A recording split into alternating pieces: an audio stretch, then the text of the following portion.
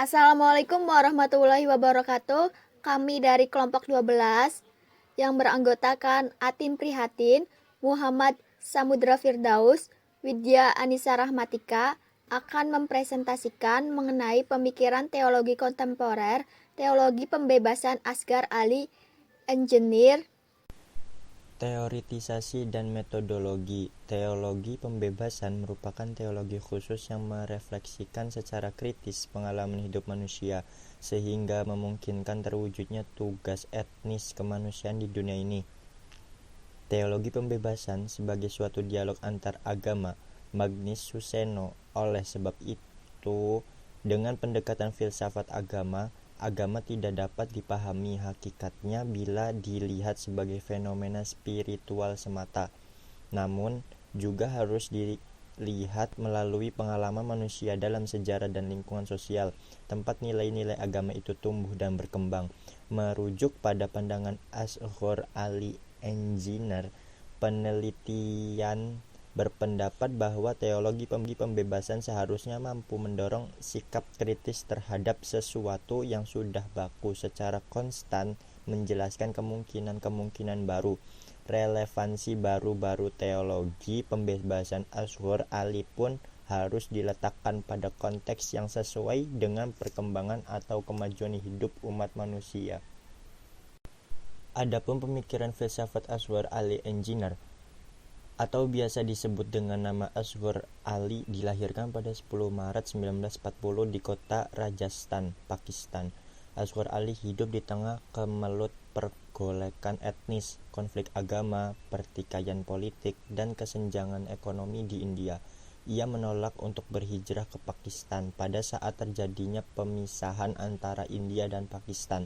Ia tetap tinggal di India, bahkan dengan penuh keyakinan akan menemukan jalan keluar dari segala kemelut yang dihadapi.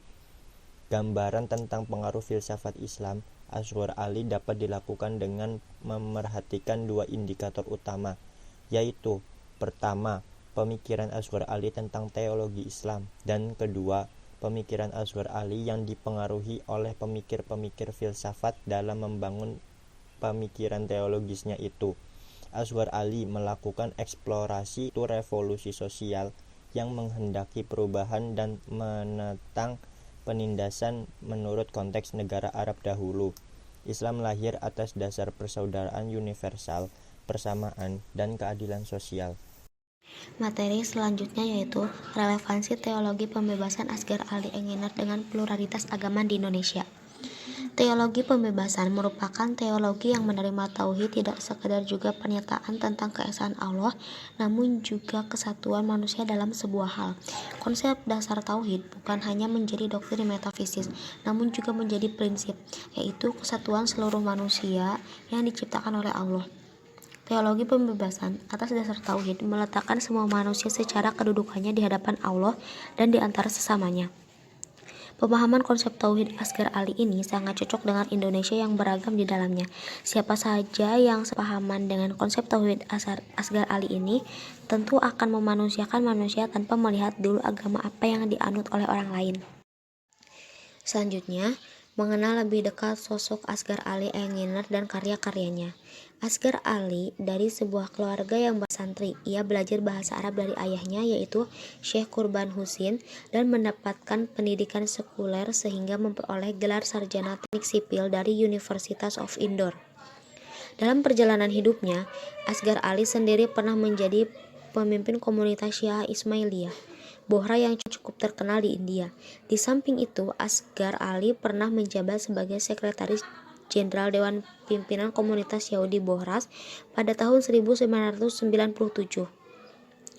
Pendiri Institute of Islamic Studies di Mumbai pada tahun 1980 dan ikut mendirikan Center of the Study of Society Secularism pada tahun 1993.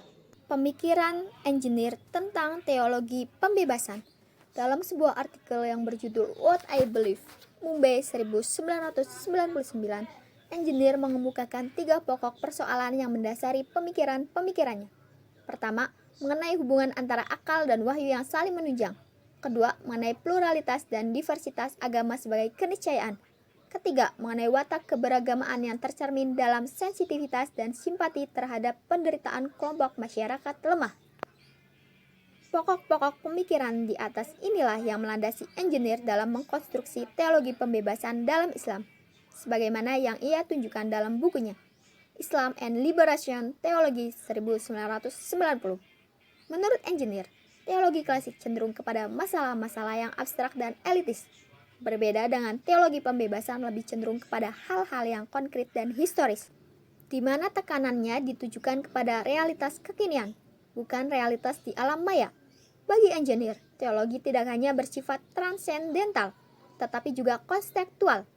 Teologi yang hanya berkutat pada wilayah metafisik akan tercerabut dari akar tunggang sosialnya. Baginya, teologi adalah refleksi dari kondisi sosial yang ada, dan dengan demikian suatu teologi adalah dikonstruksi secara sosial. Bagi engineer, pandangan teologi tidak netral. Ia mempunyai keberpihakan apakah kepada status quo atau kepada perubahan. Dengan kata lain, teologi dapat menjadi instrumen pembebas atau pembelenggu manusia, ibarat dua mata pisau. Semua tergantung kepada siapa yang mengkonstruksi dan menggunakannya. Keberpihakan teologi pembebasan sangat jelas, yaitu kepada mereka yang lemah dan tertindas. Ia diproyeksikan untuk perubahan, bukan untuk mengabdi kepada kekuasaan dan status quo. Menarik apa yang disampaikan engineer bahwa teologi bisa menjadi instrumen pembebas dan pembelenggu manusia. Bagi penganut teologi maut, sadar atau tidak sadar, ia sedang dibelenggu oleh pemahamannya yang dapat mengikis nilai-nilai kemanusiaan.